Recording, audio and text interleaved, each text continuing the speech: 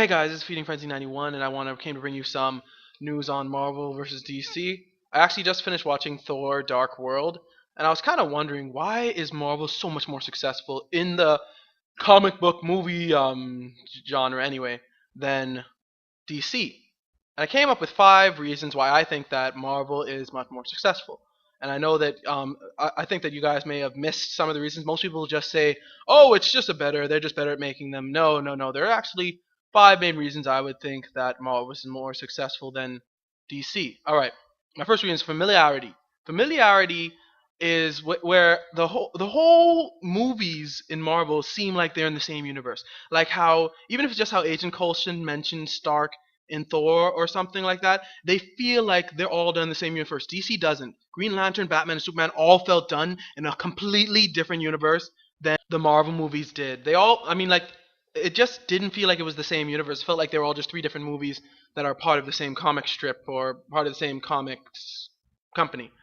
All right, now my second reason why Marvel is really killing DC with the whole comics, I mean, with the comic movie thing, is that unlike DC Comics, Marvel is good when it comes to continuation. Continuation is basically connecting your movies, even if they're not the same movie. Like even if it's not Iron Man connecting to Iron Man 2, it's like how at the end of Iron Man you talk about the Avengers. At the end of Thor, you talk about the Avengers also, and then how at the end of Iron Man 2, you see how Agent Coulson goes and he finds Thor's hammer, and it just connects different movies, which is very good. Of this, so it really adds the whole feeling like they're all in the same world thing, which DC doesn't do as well, and it doesn't do it almost at all. So it really just Marvel really does that really well. Continuation is great for them. All right, my third reason why Marvel is better is great actors. Great, and what I don't mean that DC has bad actors. What I mean is that DC picks actors. I think sometimes they pick it based on just popularity, not whether they could do it, because with the especially with Green Lantern, Ryan Reynolds plays Green Lantern, and Ryan Reynolds is always going to bring comedy to whatever he does. Hal Jordan is supposed to be a serious guy, but because of Ryan Reynolds, you have this very jokey Hal Jordan, which just didn't work that well. But with Marvel, they really pick Tony Stark being Robert Downey Jr. They really pick good actors for their roles. All right, my fourth reason actually collides with the third reason, and that has to do with the actors as well. It has to do about mostly the same actors. Other than Hulk, and I guess you can count Spider-Man, even though that was a reboot, the actors for Marvel movies have generally stayed the same. But with DC, of course, also Don Cheadle was, he replaced Martin Lawrence in War Machine, but still, for most of the part, the Avengers, when you watch the Avengers movie, most of them were the same actors who were in the original of their own movies. So that really adds to it. For people to see the same actor, it's really good. It sucks. I mean, even Batman's changing to Ben Affleck. So that's just with Marvel, they're just better at keeping the same actors. I don't know whether they pay better or something, but they're just better at that. All right, my fifth and final reason actually is kind of a nerdy reason for us, all my fans who are nerds who used to either watch the cartoons or read the comics. My fifth reason why Marvel is better is comic awareness.